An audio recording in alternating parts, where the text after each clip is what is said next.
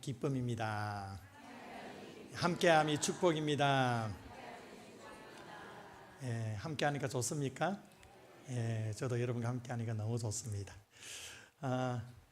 이제 아직까지 여전히 무덥지만 그래도 가을의 문턱에 들어선 것 같습니다. 이제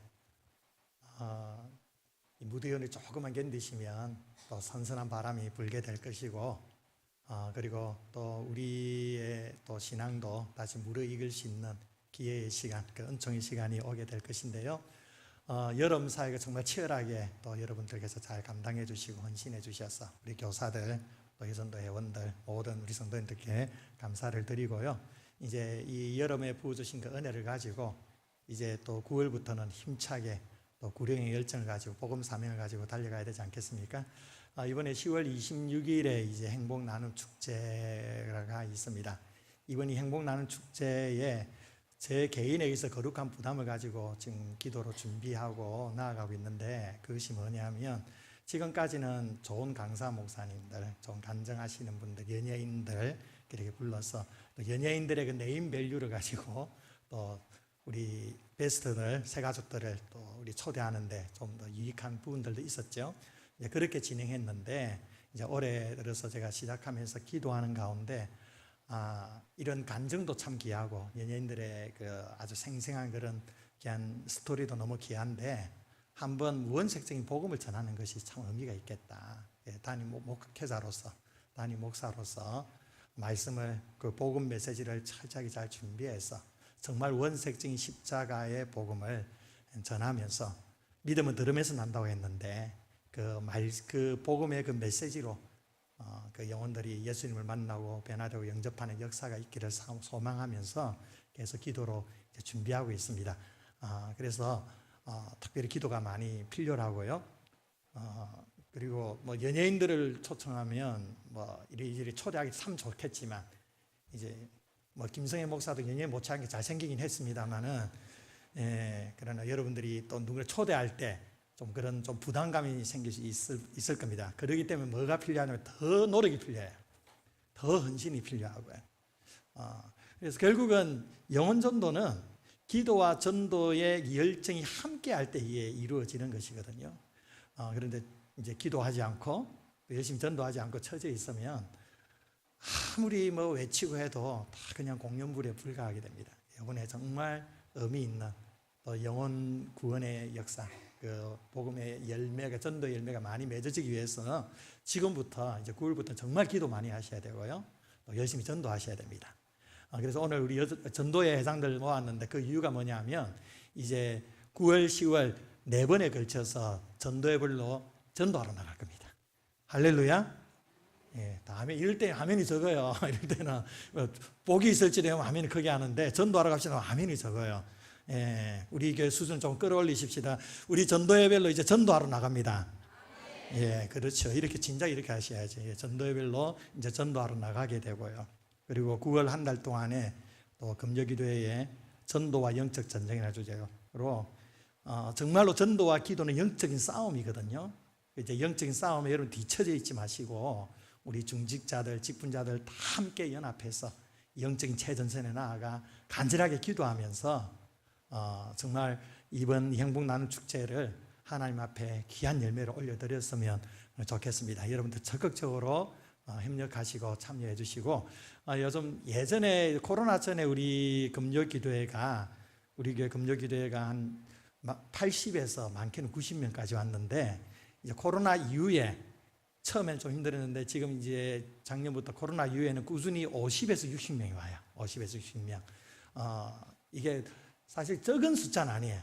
요즘 이제 코로나 이후에 금요기도가 많이 어렵고 많이 없어지는 경향들이 참 많은데, 그래도 50명, 60명에서 이렇게 온다는 것도 참 귀한데, 저희 교회 중직자들의 장로님들, 안수지사님들, 권사님들 다 시무하고 계신 분들은 다 합치면 50명입니다. 50명.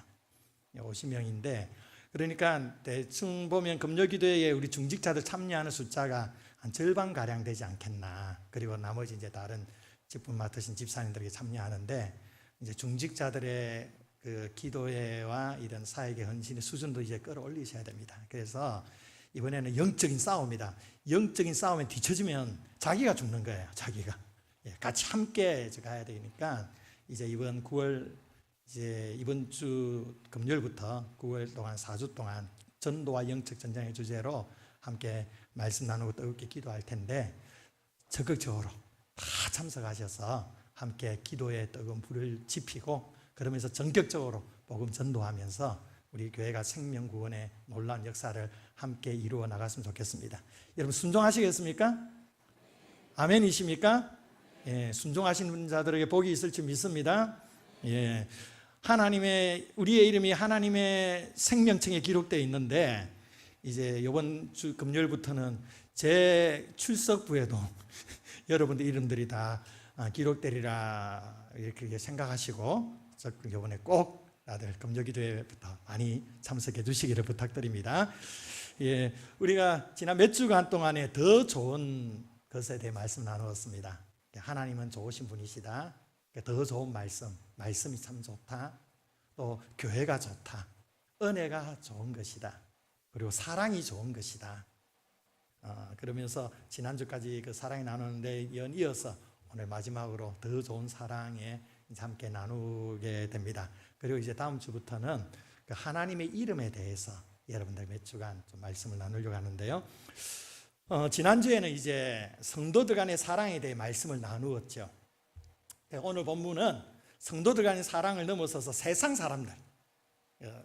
사람들 가운데 특별히 나에게 못살게 구는 사람, 나를 박해하는 사람, 이런 세상 사람들 중에 악한 자들에 대해서 우리 그리스도인들은 어떻게 해야 하는가?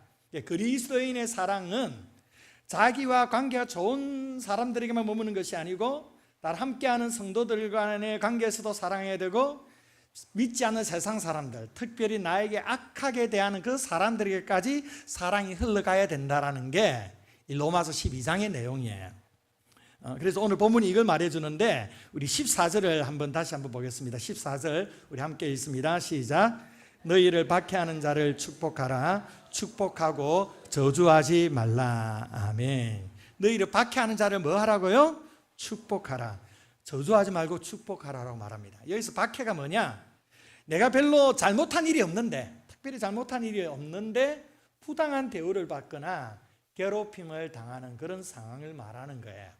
이 초대교회 당시의 로마 사회에 이런 그리스도인들이 참 많이 있었습니다. 성도들 가운데 열심히 선을 행하는데 주의 복음을 위해 선을 행하며 살아가는데도 이유 없이 박해를 당하고 예수 믿는 것 때문에 고통을 당하고 고초를 겪는 일들이 참 많았다라는 거죠. 우리도 이 땅 가운데 살면서 이런 어려움을 우리가 겪었던 적도 있고 실제 지금 겪고 있는 분들도 있을 수도 있습니다. 직장 생활하면서 직장 상사나 동료들에게 부당한 대우를 받을 때가 있어요. 때로는 이유 없이 소위 갈굼을 당할 때도 있고요. 대인관계 속에서 내가 예수 믿는다는 이유 때문에 일방적으로 손해를 봐야 하는 경우도 있는 거죠. 괜시리 예수 믿는다는 이유 때문에 나를 미워하는 그런 사람도 만나기도 합니다. 이런 사람을 만날 때에 우리의 속은 막 썩어 들어가는 거죠. 굉장히 스트레스를 많이 받습니다. 예. 여러분은 이런 사람들에게 어떻게 반응하는 것이 하나님께서 원하시는 바냐? 이런 사람들에게 어떻게 대하는 것이 하나님의 뜻이냐? 바로 이들도 사랑의 대상이라는 거예요. 사랑해야 한다는 거예요. 왜 그러냐? 예수님이 그러하셨기 때문입니다. 예수님도 이런 대적자들까지 사랑하셨다는 거예요. 이 사랑을 우리에게 요구하는 거죠. 그럼 어떻게 사랑해야 되느냐? 오늘 본문에 말씀하는데 첫 번째로 축복하라는 거죠. 축복하라. 아까 읽었던 14절 말씀에 박해하는 자를 축복하라 말씀하죠. 축복. 축복이라는 것은 율로게이테라는 뜻인데요. 좋게 이야기해 주다라는 뜻입니다. 좋게 이야기해 주다. 박해하는 사람, 나를 힘들게 하고 괴롭히고 손해를 가져다 주는 이 사람에 대해서 그래도 좋게 이야기해 주라는 겁니다. 저주하지 말고 그래도 선하게 대하고 좋게 그 사람에 대해 평가하고 이야기해 주어라. 이것은 축복과 저주가 막 섞이지 않게 아주 순전하게 축복만 하라는 거죠. 여러분 이게 어렵습니까? 쉽습니까? 어렵죠. 정말 어려운 일이죠. 우리를 괴롭히는 자를 욕하고 싶은 것이 인간의 본성이에요. 인간의 본성이에요. 내가 받은 대로 되돌려주고 싶은 마음이 우리의 마음이에요. 능력이 안 돼서 못하지, 할 수 있으면 대갚아주고 싶은 마음이 우리 인간의 심리지 않습니까? 그리고 이렇게 적극적으로 내가 복수하지는 않는다 할지라도 나에게 가해를 준, 피해를 준 이 사람에게 어떤 불이익이나 손해가 생기기를 은근히 바라는 것이 솔직히 우리의 마음이라는 것입니다. 설령 가해자에게 이런 어려움이 생기는 것을 바라지 않는다 할지라도 그 사람이 잘 되기를 바라는 마음은 전혀 없을 거예요. 거의 없을 거예요. 이런 측면에서 사도 바울은 어쩌면 우리에게 있어서 거의 불가능한 경지를 요구하고 있다고 생각이 듭니다. 왜 우리가 이 악한 사람에게 저주하지 말고 축복해야 되느냐? 이유가 간단합니다. 바로 우리가 하나님의 축복을 받은 사람이기 때문입니다. 다른 어떤 세상의 복과 견줄 수 없는 하늘의 복을 받은 사람들이에요. 세상 사람들이 추구하는 복은 껍데기 복입니다. 없어지는 복입니다. 하나님이 주시는 그 신령한 복은 영원한 복이죠. 하나님의 자녀라는 것은 결코 취소되지 않습니다. 천국이라는 것은 우리에게 결코 그것은 취소될 수 있는 게 아니에요. 우리에게 영원토록 이러한 풍성한 하나님에게 속한 신령한 복을 우리에게 주셨다는 거예요. 우리는 축복받은 사람이라는 거죠. 축복받은 사람은 어떤 사람이냐? 축복을 해주는 사람이어야 된다는 거죠. 그러기 때문에 우리는 세상과 다르게 살아야 한다. 이게 오늘 본문의 말씀입니다. 도널드 데이톤 박사라는 분이 이런 말을 했습니다. 반대가 크면 클수록 사랑은 더욱 거세져야 한다. 반대가 크면 클수록 사랑은 더욱 거세져야 된다. 나를 핍박하고 반대하고 고통을 주는 그 사람을 이길 수 있는 것은 그것과 비교할 수 없는 그 사랑이 더 거세질 때 승리할 수가 있다는 겁니다. 바로 이것이 그리스도인들의 사랑의 방식이라는 거죠. 예수님께서 어떻게 하셨습니까? 예수님은 자기를 십자가에 못 박는 그 사람들을 저주하지 않고 도리어 하나님께 그들의 죄를 사하여 주시도록, 그들의 죄를 사하시도록 하나님 앞에 기도하는 것을 보게 되죠. 스데반도 마찬가지입니다. 스데반도 이 예수님의 모범을 따라 자기에게 돌을 던지는 자들을 향하여 저들을 용서해 달라고 하나님께 기도하였습니다. 이것이 그리스도인의 다른 세상 악한 사람들에 대한 삶의 태도라는 거죠. 그러면 어떻게 이들을 축복할 수 있느냐? 어떻게 하면 이 악한 사람들이 축복하느냐? 오늘 말씀에 보니까 첫 번째로 기도해야 된다는 것이 기도. 사람은 미움과 분노를 어떤 방식으로든지 풀어내야 됩니다. 이걸 풀지 않고 속으로만 삭히고 있으면 화병이 생기죠. 화병이. 그리고 이것을 직접적으로 상대방에게 분출해버리면 속은 시원한데 어떻게 되느냐면 내 인격이 상해버립니다. 그래서 그리스도인들은 그러면 이걸 어떻게 해야 되느냐? 기도해야 된다는 거예요. 기도는 하나님께 내 마음의 모든 것을 쏟아내는 통로입니다. 하나님께 내 억울한 마음, 상한 심령을 다 토해낼 때 영적인 카타르시스를 느끼게 되는 것이죠. 하나님께서 다 쏟아내면 얼마나 마음이 시원한지 몰라요. 얼마나 그 마음에 평안함이 생기는지 몰라요. 그런 가운데 그 기도의 마지막에 그를 용서하고 축복하는 것으로 마무리하는 것, 이것이 결국 그 사람을 축복하는 것이라는 거죠. 그리고 또 어떻게 되냐? 기도할 뿐만 아니라 감사하셔야 된다는 거예요. 감사. 왜 하나님께서 이런 사람을 만나게 하셨느냐? 왜 나에게 이런 일들을 겪게 하셨느냐? 기도하며 곰곰이 생각해 볼 때 그러면 반드시 답이 나오는 거예요. 그것은 바로 나의 믿음을 성장시키기 위해서입니다. 우리 그리스도인들이 찾아오는 고난은 무조건 유익이 있어요. 거기에는 하나님의 놀라운 섭리가 있습니다. 그래서 그 고난을 통해 그런 그 아픈 관계를 통하여 우리를 성장케 하시고 성숙케 하시고 우리 영적으로도 아름답게 빚어가시는 하나님의 귀한 손길이 있는 것입니다. 여러분, 요셉의 스토리, 아침에 요셉에 대해서 말씀 나눴지만 요셉의 스토리의 클라이막스는 총리가 되는 게 아니에요. 요셉의 스토리의 가장 클라이막스는 요셉이 형들을 용서하는 것이었습니다. 어떻게 형들을 용서할 수 있습니까? 자기를 버렸던 형들, 자기를 죽이고자 했던 형들, 그 형들을 어떻게 용서할 수가 있습니까? 요셉이 기꺼이 용서할 수 있었던 것은 그 지난한 과정 속에 하나님께 연단을 받았기 때문입니다. 하나님 앞에서 영적으로 아름답게 빚어져 갔기 때문에 그가 자기가 복수할 수 있는, 가장 통쾌하게 복수할 수 있는 그 자리에 이르렀을 때에 그는 진정으로 용서를 베풀 수 있었던 것이죠. 그만큼 영적으로 성숙해져 갔던 것이죠. 그래서 하나님이 사용하시는 겁니다. 우리의 고난도 마찬가지입니다. 그래서 우리는 이 과정을 통하, 이 고난을 통하, 이 아픔을 통하여 나를 성장케 하시고 성숙케 하시는 그 하나님의 섭리를 바라보시면서 우리는 감사하며 기대하며 나아가야 될 줄 믿습니다. 그 두 번째로는, 큰 두 번째로는요, 우리 축복해야 되는데 두 번째로 공감하셔야 됩니다. 공감. 15절 말씀에 보면, 우리 15절 말씀 참 좋아하는데요, 우리 15절 말씀을 한번 읽어보도록 하겠습니다. 시작. 즐거워하는 자들과 함께 즐거워하고 우는 자들과 함께 울라. 아멘. 오늘 자막이 조금 좀 미스가 좀 있어요. 그 기계 자체에 조금 점검을 해봐야 되는데, 그래서 여러분 양해 좀 구합니다.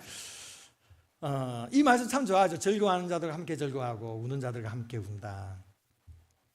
우리가 너무 좋아합니다. 너무 좋아요. 즐거워하는 자들과 함께 즐거워해주고 우는 자들과 함께 운다는 게 얼마나 아름다운 것입니까? 이걸 가리켜 이제 공감이라고 하는 거예요. 공감. 그리스도인들에게는 이 공감 능력이 있어야 됩니다. 이 공감이 뭐냐? 어떤 학자는 공감이란 상대방의 눈으로 보고 상대방의 귀로 듣고 상대방의 마음으로 느끼는 것이다. 이제 이걸 이렇게 공감을 설명했습니다. 라틴어로 엠파테이아라는 단어인데, 이 상대방의 고통, 그 상대방의 그 아픔을 내 안에 담아낸다라는 뜻이에요. 쉽게 얘기하면요, 상대방이 아파하는 것처럼 아파해 주는 거예요. 상대방이 기뻐하는 것처럼 기뻐해 주는 거예요. 이게 공감이라는 거죠. 그런데 사실 즐거워하는 자들과 함께 즐거워하고 그리고 우는 자들과 함께 울라라는 이 말씀을 내 친한 사람들에게는 얼마든지 잘할 수 있어요. 그죠? 내 가족들이나 나와 같이 친밀한 관계 속에 있는 사람들에게는 뭐 이걸 강조하지 않아도 그 사랑하는 사람이 즐거워하면 막 기뻐요. 그 사랑하는 사람이 마음이 아파하고 슬퍼하면 우리도 마음이 아픈 거죠. 왜? 사랑하니까. 좋은 관계 속에 있으니까. 그래서 이런 가족이나 친한 사람에게 하는 명령이라면 굳이 할 필요가 없어요. 그렇게 명령 내릴 필요가 없어요. 그런데 이 말씀은 누구에게 하는 말씀이냐? 어떤 대상에 하는 말씀이냐? 바로 문맥상으로는 우리와 좋은 관계 속에 있는 사람이 아니고 나를 박해하는 세상 사람, 나에게 어려움을 가져다 주는 이 세상 사람들을 향해서 공감하라는 거예요. 나를 박해하는 자가 즐거운 일을 만날 때에 함께 즐거워해 주어라는 것입니다. 나를 박해하는 자가 울고 있을 때에 함께 울어주라는 것입니다. 마치 내 기쁨처럼 내 슬픔처럼 그렇게 하라는 거죠. 굉장히 어려운 문제예요. 굉장히 도전적인 메시지예요. 우리는 실제 어떻습니까? 나를 괴롭게 하는 자가 즐거워하면 배 아프죠. 배 아프죠. 뭐 배 아픈 정도면 그래도 다행입니다. 막 분노가 치밀죠. 막. 어떻게 저런 사람들이 나보다 더 잘 될 수가 있어? 왜 저런 좋은 일이 생기는 거야? 자, 요나 선지자 보세요. 자신의 민족의 원수인 니느웨를 향해서 하나님께서 심판을 거두시니까 어떻게 합니까? 하나님 앞에 막 분노를 하죠. 심지어 어떻게 얘기합니까? 사는 것이 죽는 것이 사는 것보다 낫습니다. 차라리 죽는 게 내 눈에 흙이 드러난 한이 있어도 니느웨의 백성들이 구원받는 거 다 볼 수가 없습니다. 막 이렇게 막 하나님 앞에 저항을 하는 거죠. 혹여나 니느웨 사람들에게 하나님께서 그래도 심판을 내리시지는 않을지 산에 올라가 가지고 니느웨 성을 막 구경을 하고 있는 거예요. 왜 구경합니까? 실제 하나님이 심판하시면 막 즐거워하려고, 잔치를 베풀려고, 쾌감을 느끼려고. 이 요나의 마음이 솔직한 우리의 마음이죠. 그런데 사도 바울은 그렇게 하지 말라라고 말합니다. 공감해 주어라. 즐거운 일이 생기면 함께 즐거워하고 슬픈 일을 만나면 함께 울어줘야 된다. 굳이 왜 이렇게 해야 될까? 굳이 왜 이렇게 해야 될까? 왜냐하면 이것이 하나님 나라 백성으로서의 사는 삶의 방식이기 때문입니다. 상대방이 나를 괴롭히는 자이기 전에 한 인간이라는 사실을 우리는 항상 기억해야 됩니다. 그는 우리와 동일한 감정을 가진 한 인간이죠. 그들에게도 기쁨이 있습니다. 슬픔이 있습니다. 아무리 원수 같은 사람이라 할지라도 우리는 인간미를 잃어버려서는 안 된다는 거예요. 가장 인간다움은 공감해 주는 거예요. 어떤 대상이든지 공감해 주는 거예요. 실제 로마가 기독교 국가로 변화될 수 있었던 그 원동력이 바로 여기에 있었습니다. 그 당시에 그 주인들이 노예 그리스도인들이 얼마나 못되게 굴었는지 몰라요. 정말 못되게 굴었는데 그럼에도 불구하고 그 노예들이 그 주인의 그 정서에 함께 공감을 해주었습니다. 충성을 했어요. 그 과정을 통하여서 주인들이 변화를 받게 되는 것이죠. 이런 방식으로 살아감으로 말미암아 복음이 더 힘있게 증거되었다는 것입니다. 여러분, 공감하는 자가 되어 주십시오. 어떠한 대상이든지 그 사람이 즐거워할 때 함께 즐거워하십시오. 그러면 그 즐거움이 여러분 삶 가운데 더 커져가게 될 것입니다. 함께 아파하는 사람들에게 함께 아파해 주십시오. 그 가운데 우리는 주님의 눈물을 깊이 경험하게 될 것입니다. 세 번째로는 오늘 말씀 보니까 선어로 악을 갚으라라고 말씀하죠. 17절 말씀에 보니까 아무에게도 악을 악으로 갚아서는 안 된다. 그러면서 할 수 있거든 모든 사람과 화목하라라고 말씀하죠. 할 수 있거든 모든 사람과 화목하라. 이게 할 수 있거든이라는 표현이 재미있죠. 할 수 있거든이라는 이 표현은 뭐냐면 이게 힘들다는 걸 사도 바울도 잘 안다는 거예요. 우리 하나님도 잘 알아요. 악을 악으로 갚지 않고 그 사람과 화목하는 건 정말 힘든 일입니다. 그래서 할 수만 있으면 할 수 있거든 이런 전제를 붙이는 거예요. 그러니까 할 수 있거든이라는 것은 최선을 다 해봐라는 거예요. 이를 악물고서라도만 해봐라는 거예요. 우리들에게는 악을 악으로 갚을 것인지 아니면 화목할 것인지 그 결정할 수 있는 권리가 우리에게 주어졌다면 어떤 권리를 선택해야 되느냐? 화목하게 지내는 것을 결정해야 된다는 거예요. 이것은 세상 사람들의 눈에 봤을 때 참 바보 같은 모습인 것 같아요. 그러나 복음의 능력은 이런 삶을 통해 나타나게 되는 거예요. 우리가 복수하지 말아야 될 이유가 있습니다. 그것은 하나님의 백성에게는 금지된 행동이기 때문입니다.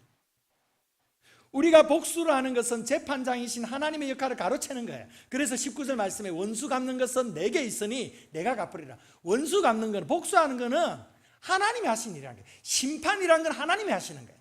내가 심판 내리는 사람이 아니라는 거예요. 하나님이 심판하신다는 거예요. 우리가 복수를 하는 것은 하나님의 역할과 하나님의 권위를 침범하는 것이라는 거죠. 여러분, 어떤 방식으로든지 절대 복수해서는 안 된다는 거예요. 예전에 제가 이런 부분에 말씀 나눈 적이 있는데, 이 복수는요 무엇보다도 무서운 게 뭐냐면 내 인격을 상하게 하는 거죠. 왜 그러냐면 복수에 성공하려면 어떻게 됩니까? 상대방보다 더 악해야 성공하시는 거예요. 그래서 복수의 끝이 뭐냐면, 복수의 끝이 막 통쾌하고 내가 이겼다가 아니고, 복수의 끝은 내가 상대방보다 더 악해져 있는 모습으로 결론된다는 거예요. 그래서 하나님께서는 당신의 자녀들이 그 복수로 인해서 하나님의 자녀로서의 인격이 상하지 않기를 원하시는 거예요. 하나님의 사람의 그 복수의 방법은 뭐냐? 용서밖에 없다라는 것입니다. 여러분, 다윗을 생각해 보십시오. 인간적으로 다윗이 얼마나 사울에게 복수하고 싶었겠습니까? 얼마나 사울을 막 죽이고 싶었겠습니까? 그 표현들이 시편에 막 나와요. 하나님 죽여달라고 막 나와요. 정말 그렇게 하고 싶었죠. 그런데 기도하면서 그 복수하는 권한을 하나님 앞에 내어드렸을 때 진정으로 사울을 용서할 수 있었죠. 그래서 다윗의 위대함이 여기서 드러나는 것 아니겠습니까? 하나님의 사람의 복수의 방법은 용서밖에 없다라는 겁니다. 용서할 때 복수가, 그리스도인의 복수가 이루어지게 되는 거예요. 그 가운데 영적인 평안함과 자유가 생기는 것이죠.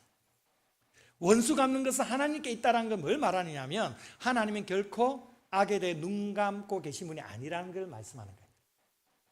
반드시 악에 대해 심판하신다는 겁니다. 그래서 너희가 친히 원수 갚지 말고 진노하심, 하나님의 진노하심에 맡겨드리라고 말씀하는 거죠. 원수 갚는 건 하나님의 역할입니다.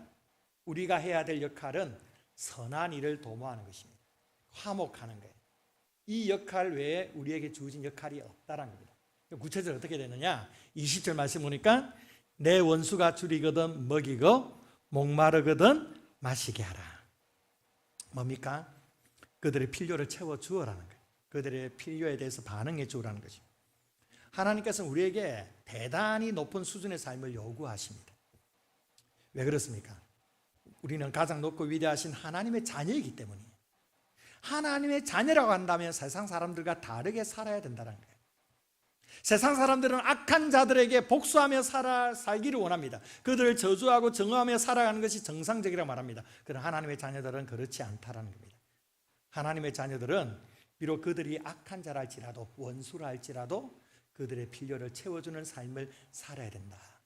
먹을 것이 없으면 먹을 것을 주고, 가정에 어려움이 생길 때 함께 울어줄 수 있고, 그들의 그 필요에 대해서 함께 나눌 수 있어야 된다. 이게 하나님께서 우리에게 요구하시는 삶이에요. 여러분, 그리스도인의 삶은 수준이 높은 삶이에요. 굉장히 수준이 높은 삶이에요. 사실 이 말씀대로 지키는 게 너무 힘들어요. 여러분들이 이 말씀을 듣고 바로 실천하고자 할 때 굉장히 부담감이 많이 작용될 거고, 또 어떤 부분에서 이 말씀대로 살 수가 없어, 나는 못할 것 같아, 포기할 수도 있습니다. 정말 지키기 어려운 부분입니다. 그런데 꼭 기억해야 될 것이 있습니다. 힘들더라도 우리의 수준은 낮춰서는 안 된다는 거예요. 우리의 수준은. 우리 그리스도인의 수준이 세상 사람들보다 조금 더 착하게 사는 정도로 만족해서는 안 된다는 거예요. 우리의 수준을 높이 올리셔야 된다는 거죠. 그래서 우리가 추구하는 가치, 우리가 추구하는 그 수준이 하나님이 요구하시는 그 높은 수준의 삶에 이르도록 우리는 몸부림쳐야만 된다는 겁니다. 그 하나님이 우리에게 요구하신 그 수준을 우리 가슴 깊이 새기며 그것을 묵상하며 한 걸음 한 걸음 나아갈 때 우린 점진적으로 이러한 사랑의 사람으로 변화되어서 가게 될 것입니다. 그럼 이렇게 원수 갚지 않고 그들의 필요를 채워주고 공감해주고 그렇게 함께 해줄 때 그럼 어떤 역사가 일어나느냐? 우리 21절 마지막 절 우리 함께 읽어보겠습니다. 시작. 그리함으로 내가 숯불을 21절 다시 한번 읽어보겠습니다. 시작.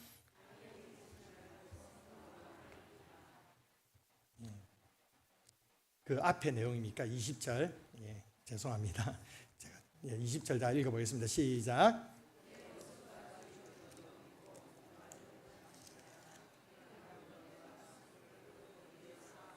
내가 숯불을 그 머리에 쌓아 놓으리라. 20절 그렇게 기록하죠. 숯불을 머리에 쌓아놓는. 숯불 머리에 쌓아버리면 어떻게 됩니까? 머리 다 타버리지. 머리 다. 안 그래서 저도 머리가 좀 빠지는데 숯불 쌓으면 다 빠질 수 있어요. 이 말씀이 뭐냐면, 이 말씀이 사실 해석하기 굉장히 어려운 말씀이기도 한데, 그런데 그 성경학자가 이제 이 말씀에 설명을 했는데, 이집트 애굽의 문화에 이런 간섭이 있었다고 해요. 누군가 자신의 행동에 대해 그것이 얼마나 잘못되었는지 후회하고 뉘우칠 때 어떻게 하느냐? 그들이 마을로 가서 불이 붙은 숯을 단지 안에다 넣는다고 합니다. 그리고 숯이던 단지를 집어들어 머리 위에 수건 올려놓고 그 위에 단지를 올려놓습니다. 그리고 그 마을을 통과해 지나가면서 마을 전체를 향해 이렇게 외친다는 거예요. 내 생각과 행동이 잘못되었습니다. 틀렸습니다. 이렇게 정직하게 고백을 한다는 거죠. 그래서 이것이 머리에 숯불을 쌓아 놓는다는 의미다라고 설명을 했어요. 이런 이 해석이 정확한지는 알 수는 없지만 충분히 설득력이 강한 해석인 것 같아요. 바로 자신의 행동에 대해 후회하고 회개하는 역사를 말하는 것입니다. 하나님께서 왜 우리에게 원수를 갚지 말고 선한 일을 도모하며 화목하라고 말씀하느냐? 바로 그 악한 영혼조차도 회개하여서 주님께로 돌이키도록 하기 위해서라는 겁니다. 이것이 바로 복음의 능력입니다. 우리가 악을 선으로 갚을 때에, 우리에게 박해하는 자를 축복할 때에, 우리가 원수라는 것을 내려놓고 용서의 삶을 살아갈 때 우리는 그 상대방의 머리에 숯불을 얹게 될 것입니다. 그들이 우리의 모습을 보며 얼굴이 화끈거리게 될 것입니다. 부끄러워하게 될 것입니다. 그러면서 나도 너희와 같은 삶을 살고 싶다고 그렇게 복음을 받아들이는 역사가 있게 된다는 것입니다. 여러분, 우리가 이 세상의 보편적인 상식과 가치로 살아간다면 복음의 능력과 역사를 경험할 수가 없습니다.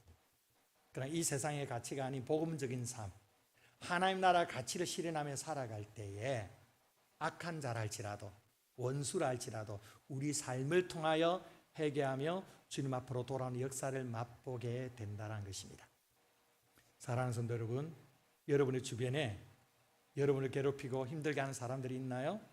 여러분의 주변에 믿지 않는 사람들 가운데 행악자들이 있습니까? 그들을 위해 기도해 주시기 바랍니다.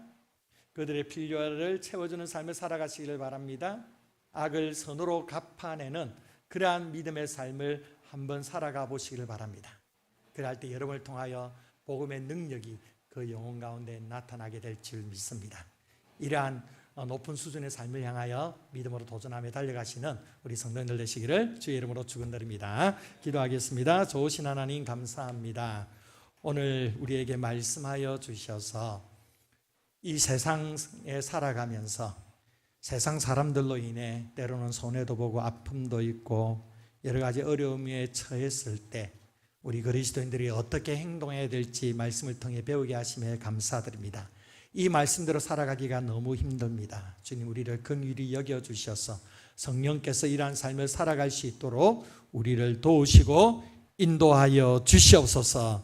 아버지 하나님, 그러하여서 우리의 악을 선으로 갚으며 공감하며 축복하는 그러한 신실한 믿음의 삶을 통하여서 복음의 능력이 이 세상 사람들 가운데 힘있게 나타나게 하시고 증거되게 하여 주셔서 우리의 이러한 높은 수준의 삶을 통하여 믿지 않는 그 영혼들이 주님 앞으로 돌아오는 놀라운 복음의 역사가 있게 하여 주시옵소서. 감사드리며 사랑 많으신 예수님 이름으로 기도합니다. 아멘. 찬송가 218장 찬송 부르겠습니다.